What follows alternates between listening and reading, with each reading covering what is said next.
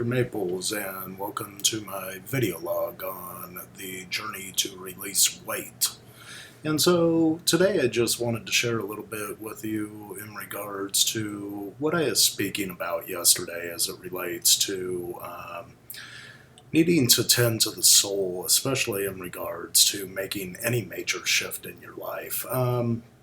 Part of the process of psychology that's oftentimes misunderstood is the capacity that we have to move it away from our mind and bring it more into the direction of how the soul's moving. And so the original definition of psychology wasn't the study of the mind at all. In fact, it was the study of the soul, psyche, and logos. And the word psyche in Greek, ancient Greek, had two different meanings. One was the soul, and the other was breath.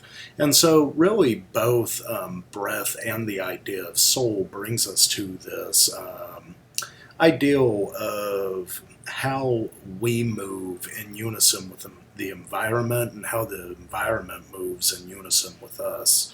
And so one of the reasons that I chose to write about this journey in particular was something was calling me to undertake the journey, not only from an aspect of physical health and my own spiritual and emotional health as well, but also to really hold myself accountable for the things that I was looking at doing, the things that I wanted to take part in. And so what yesterday's lesson, the psychology perspective, as well as the my journey to release weight, a personal reflection, what I chose to focus on is this idea of migrating to a higher purpose. And when we migrate to a higher purpose, it ends up giving any goal that we put onto the table it gives it validity as it relates to the way the psyche speaks.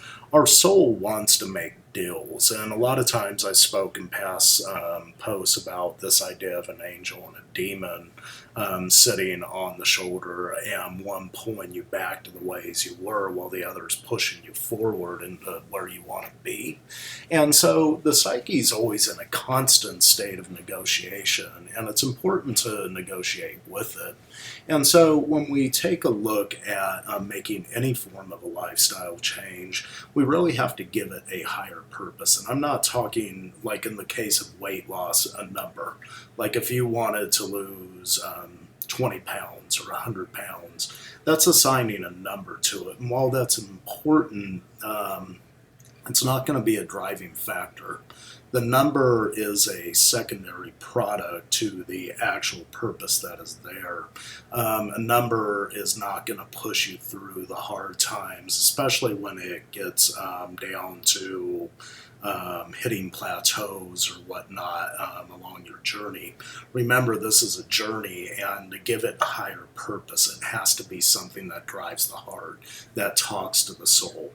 When it talks to the soul, it's pulling you in the direction, and it's really not that hard of work in essence. And so the first part that I looked at was this idea of creating a void.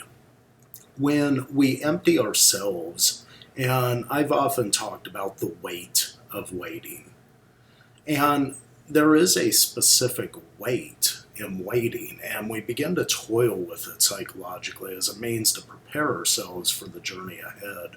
And in that weight of waiting, we begin to intentionally create a void within the soul so we can begin to fill it up with things that are relatively important to us.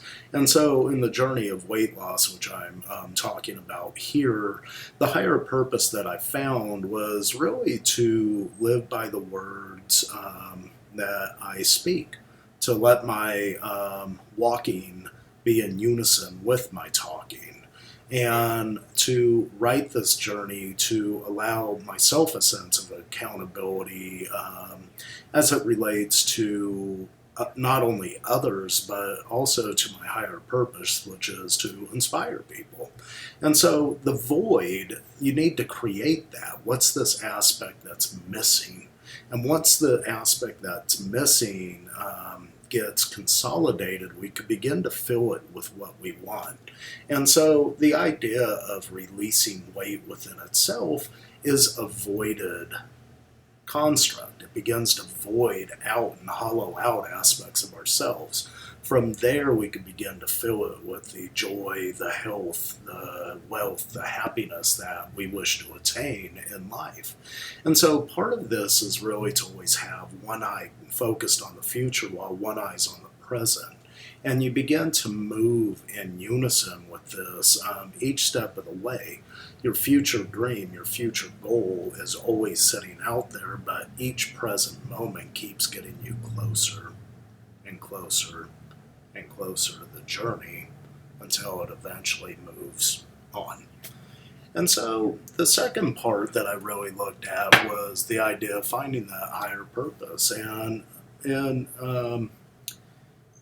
in a lot of traditions, we need to link this to a higher purpose, and this is really what begins to mold the self as it begins to shape and take form throughout the lifespan.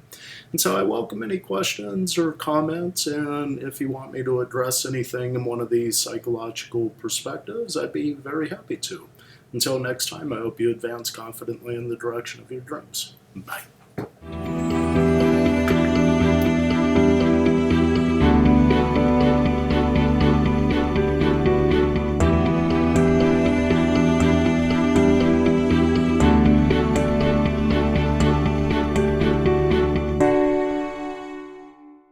Hello, my name is Dr. Thomas Maples, and welcome again to my vlog.